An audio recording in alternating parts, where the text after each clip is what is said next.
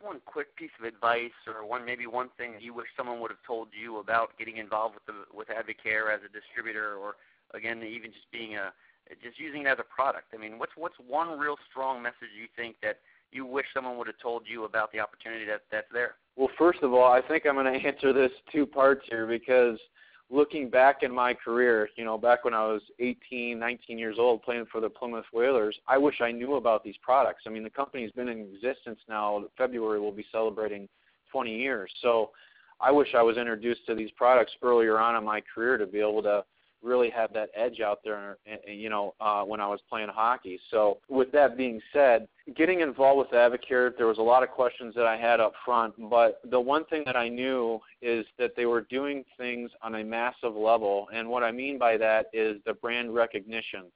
When you have Drew Brees as your national spokesperson, obviously you're doing something right.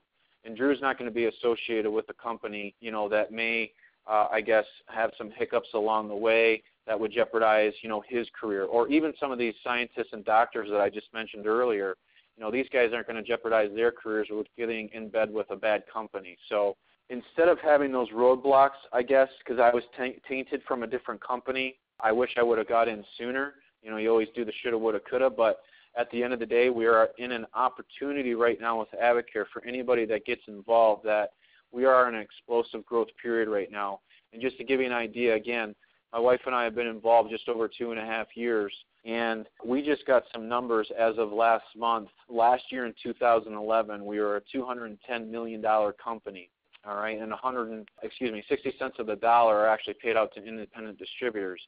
The fact of the matter is, we are, speculative speaking, they were anticipating that we would be a $410 million company by 2013. We have surpassed those numbers over the last 12 months, which means that what's gone on is we've averaged $40 million a month for the last 12 months, which indicates that we are a $480 million company, and we still have October, November, December to go. So, we're knocking on the door of being $1 million company, and the type of things that we're involved with as far as on a national level, the V100 Advocare Independence Bowl. That's an NCAA bowl game.